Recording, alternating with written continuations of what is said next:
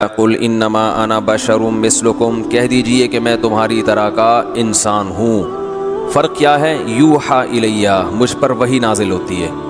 تو ہمارے نبی صلی اللہ علیہ وسلم اپنی ذات کے لحاظ سے بشر ہیں، حقیقت کے لحاظ سے کیا ہیں؟ بشر، انسان ہیں۔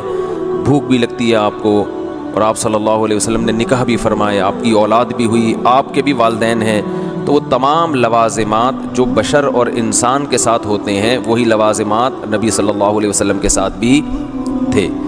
فرق کیا ہے کہ آپ کو اللہ نے پیغمبر بنایا اور پیغمبروں کا بھی سردار بنایا، سب سے افضل بشر۔ تو اس لیے اعتدال کی رائے یہی ہے کہ آپ کو انسان مانا جائے اور اللہ کے بعد سب سے افضل ترین مانا جائے۔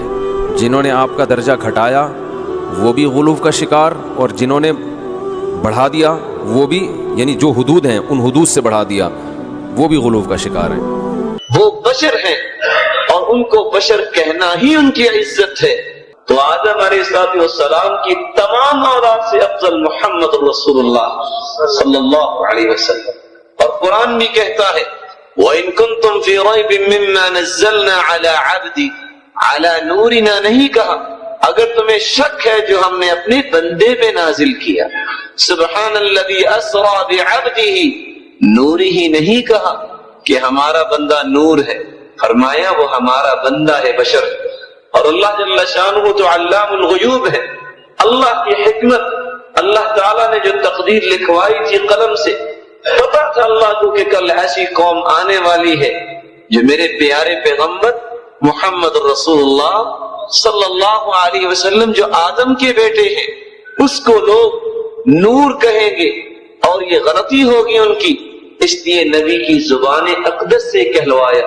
قل، آپ بھی فرما دیجئے، انما انا بشر، میں بشر ہوں۔ کیسا بشر؟ ہمارے جیسا۔ مثلکم، لوگوں کو کہوں کہ تمہارے جیسے بشر ہوں، لیکن فرق کیا ہے؟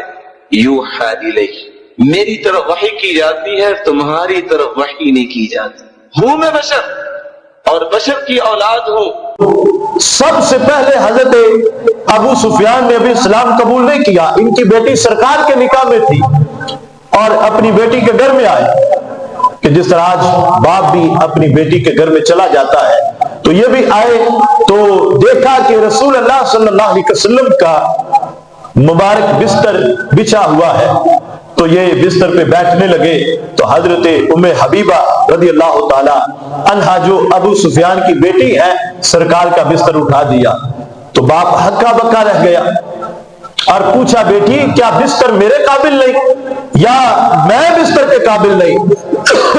تو آپ نے جواب دیا، کمال کر دیا۔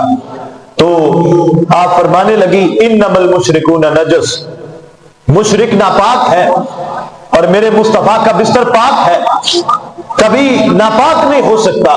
باپ تو ہے مگر اس قابل نہیں کہ تو میرے نبی صلی اللہ علیہ وسلم کے بستر پر بیٹھ سکے۔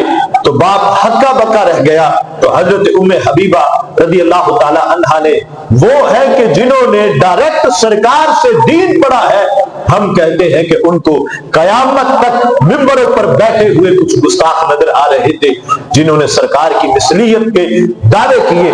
تو حضرت ام حبیبہ رضی اللہ تعالی عنہا نے یہ پیغام دیا امت کو کہ تم سرکار کی مثل ہونے کی معاذ اللہ تلاش کرتے پھرتے ہو، ہم وہ ہیں ڈائریکٹ سرکار سے دین پڑھا ہے۔ تو ہمارا عقیدہ یہ ہے کہ جس نبی کے بستر کی مثال نہ مل سکے اس نبی کی مثل کون ہو سکتا ہے؟ مگر کتنے گستاخ ہے، نگاہ خیال ڈھونڈنے جا رہی ہے ان کی مثال۔